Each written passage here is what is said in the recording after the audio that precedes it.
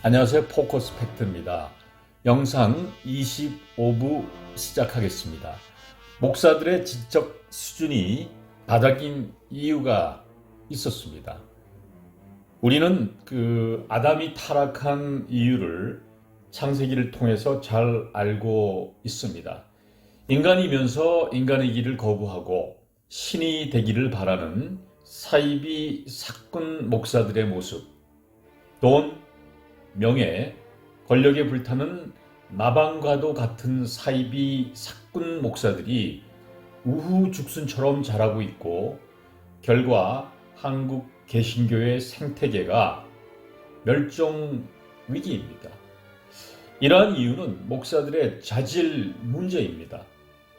대표적 사이비 사꾼인 정강훈은 6개월 만에 목사를 시켜주겠다고 했습니다. 실제로 인터넷에 단기 속성 목사 양성에 대한 광고들이 많습니다. 6개월 만에 목사들이 양산되고 있고요. 6개월 혹은 비행기 안에서 자가 안수하는 개신교 사이비 사꾼 목사들에게 무엇을 기대하겠습니까? 아예 전 개신교인들을 목사로 만들어서 정치적 압력 단체로 만들어 버리려는 수작 같습니다. 공산당의 정책 중 하나인 전 인민의 간부화도 아니고 말입니다. 이해가 되십니까? 교인들은 감소하고 있는데 목사들의 숫자는 기하급수적으로 늘어나고 있습니다. 왜 많은 사람들의 비난을 받으면서 목사가 되려고 하는 것일까요? 도대체 목사라는 직업이 무엇이기에 수요보다 공급이 많은 것일까요?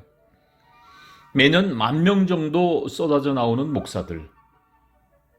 한국 목사들의 숫자는 지난 영상에서 말씀드렸지만 인구 1억 이상이 되어야만 지금 목사들의 수요와 공급이 일치하는 것입니다.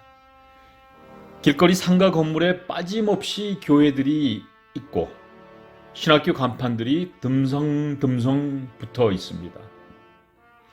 그곳에서 쏟아져 나오는 인스턴트 목사들이 사방으로 흩어져서 나는 목사라고 떠들고 다닙니다. 사실은요, 목사들의 학력 수준과 지적 수준은 이미 교인들보다 현격하게 떨어진다는 것입니다. 실제 사건이었습니다. 한국의 대형 장로 교단 소속 대학교 교수 김 씨는요, 초등학교 졸업이 학력의 전부였습니다. 하지만 김 씨는 10년 이상을 소속 교단의 교수로 재직하였습니다.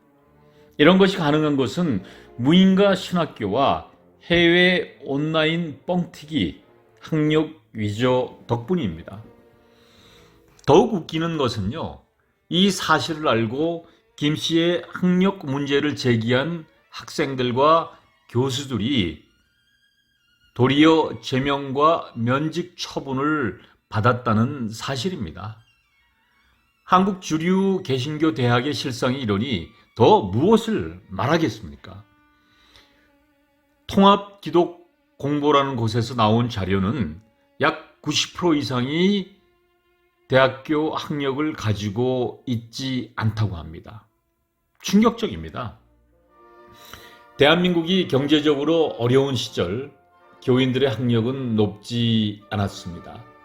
하지만 70년대 중반 이후 교인들의 학력은 목사들의 학력을 뛰어넘었습니다.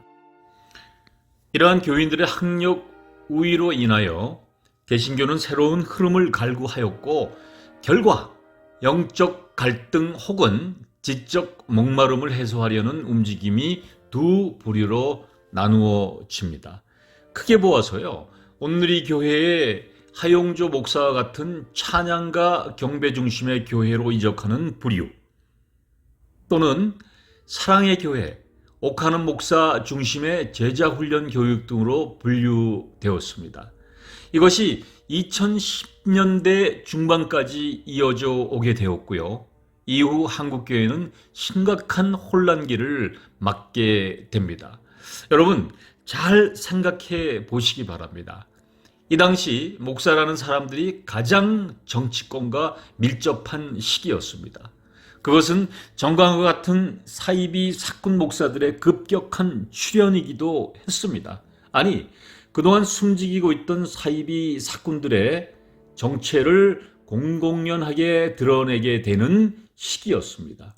소위 1세대 목사들의 죽음과 뒤를 이을 더러운 후계자 세습의 시기가 된 것이고, 목사들의 부와 명예, 권력에 대한 집착이 강하게 된 시기라고 보여집니다. 한국 대형교회 목사들 또한 학력 문제에 있어서 자유롭지 못할 것입니다. 김할 목사라는 분이 기고한 글을 잠시 소개합니다. 개신교는 90% 이상 대학을 나오지 못한 목사들로 구성되어 있다. 대학을 나왔다고 하더라도 경쟁력 있는 대학을 졸업한 사람들은 지극히 소수에 불과하다. 지방에서는 중학교만 나온 성경학교 출신들이 대거 예장통합교단에서 목회하고 있다. 비단 예장통합뿐만 아니다. 이러한 내용입니다. 전체적인 맥락은 목사들의 학력에 심각한 오류가 있다는 것으로 이해하면 좋을 것 같습니다. 누가복음 20장 46절에 긴 옷을 입고 다니는 것을 원하며 시장에서 문안받는 것과 회당의 상자와 잔치의 상석을 좋아하는 서기관들을 삼가라. 새겨들어야 할 내용 같습니다. 다음은요, 목사들이 되려는 이유에 대하여 질문해보면 붕어빵입니다. 하나같이 하나님의 부름을 받았다라고 합니다. 쉽게 이야기해서 소명받았다는 이야기죠. 그런데 소명을 받았다는 사람들의 유형이 몇 가지가 있어요. 먼저 연예인 목사들입니다. 이들에 대한 긍정적 부분보다는 부정적 이미지가 강합니다. 왜냐면요, 인기가 떨어지면 목사를 한다는 비아냥거림이 있기 때문입니다. 세상의 단물을 쭉 빨아마시고 더 이상 가치가 없자 목사가 된 사람들이라고 평가를 한다는 것이죠. 주로 개그맨 가수 출신들이 많습니다. 이들은요, 과거 자신의 이력을 앞세워 주로 흥행몰이식 집회를 하고 다닙니다. 또 다른 유형은 세상사에 실패한 사람들이 어느 날 하나님을 만났고요. 자신이 죽을 병에 걸렸는데 하나님이 치유해 주셔서 주의 종이 되었다고 합니다. 이 두 가지 유형은요, 정착형 목회가 아니라 소위 말하는 간증 집회를 다니면서 수입원을 삼고 있는 유목형 목사들입니다. 공통점은요, 이들의 설교는 설교가 아니라 마치 한 편의 감성적인 드라마를 보는 것 같다는 것입니다. 스토리를 좋아하는 사람들은 현혹할 만한 이야기들을 합니다. 간증이 내용이 사실인지 아닌지에 대해서 교인들은 별 관심이 없는 것이죠. 또 다른 유형은요, 사업가, 교수, 대기업 임원을 역임하고 이제 남은 생이요, 헛되도다 하면서 목사가 되는 부류입니다. 이들은 정착형이죠. 교회 건축을 하는 부류이며 설교 내용이 다소 철학적이며 강습형이라는 평가를 받기도 합니다. 성향은 다소 권위형의 목사들이 많다고 해요. 여러분이 생각하시기에는 어떻습니까? 주님은 이들에게만 주의 사명을 주신 것일까요? 개신교의 목사 이외에는 헌신하는 직분이 없는 것일까요? 목사들이 받았다는 하나님의 소명이라는 것이 목사들에게만 적용되는 것일까요? 하나님의 사역은 많습니다. 굳이 목사가 되려고 하는지 궁금해졌습니다. 목사들의 가장 큰 희망은 대형교회 목회를 하는 것이 로망입니다. 이것을 탓하는 것이 아닙니다. 인간의 욕망은 늘 성공에 꼭지점에 다 있으니까 말이죠. 목사가 되기가 쉬운 죽 먹기입니다. 사실 목사라는 직업이 진입 장벽이 무척 낮습니다.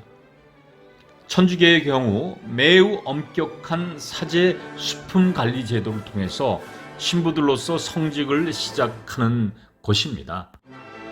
물론 신분의 모든 정보를 파악하고 사제로서의 자격을 엄격하게 심사하는 것입니다. 하지만 개신교의 시스템은 개별 교단에 각각 신학교들이 있고 이외에 중소교단의 신학교, 길거리에서 흔히 볼 수 있는 무인가 신학교들이 대나무숲처럼 뻗어 있습니다. 누가 목사인지 서로 헛갈릴 정도로 목사의 수는 10만 명 이상으로 추산되고 있고요. 이 숫자는 공식적인 숫자입니다. 이외에 무허가 중소교단의 신학교에서 배출된 목사들의 숫자를 합치면 15만 명 이상이 될 것이라고 교계는 추산하고 있습니다. 이렇게 개신교의 지형은 그닥 좋아 보이지 않습니다. 그리고 목사가 아니더라도 하나님의 영광을 위하여 얼마든지 헌신할 수 있는 직분이 교회와 사회와 국가에 널려 있는데 말입니다. 아무튼 이제 목사가 되었습니다. 목사의 꽃은 아무래도 목회라고 보는 것이 맞을 것 같지요? 하지만 개신교의 지형이 너무나 팍팍하고 치열합니다. 개척교회를 시작하지만 성공 확률이 그리 높지 않습니다. 시체말로요, 개고생하는 것이죠. 교회를 개척했지만 아주 특별한 기적이 없는 한 교회를 성공시킨다는 것은 그야말로 어려운 일입니다. 우리는 이 시점에서 목사들이 현실과 사역과의 갈등, 기로에 서 있는 것을 알 수 있습니다. 목사들도 부인이 있을 것이고 자녀들도 있을 것이고 이들의 생계를 책임져야 합니다. 시대가 좋아져서 목사들이 생계를 위해서 다른 일들을 하면서 목회를 하는 분들이 꽤 있습니다. 제가 지난 영상에서 말씀드렸지만 성직자들은 마음과 주변이 홀가분해야 합니다.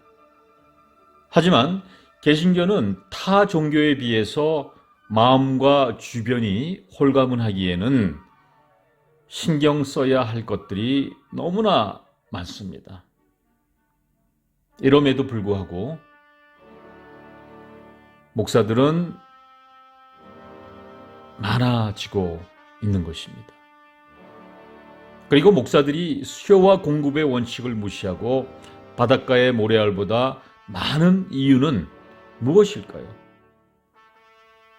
목사들이 많으면 사회와 국가가 평온해야 되는 것이 아닙니까?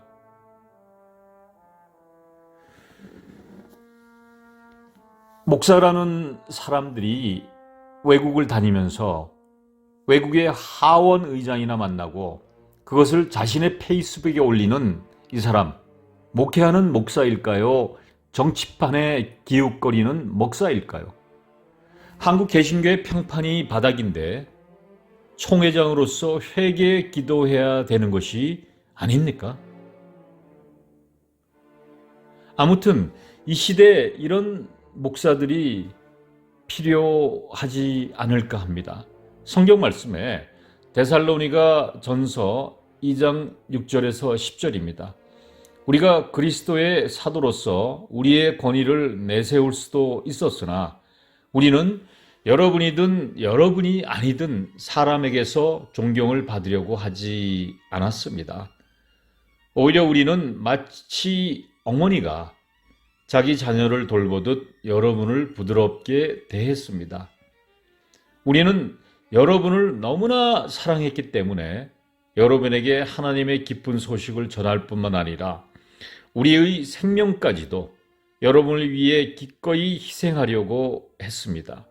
형제 여러분, 우리가 여러분에게 기쁜 소식을 전할 때 누구에게도 폐해를 끼치지 않으려고 밤낮으로 일하며 고생한 것을 여러분도 잘 알고 있을 것입니다.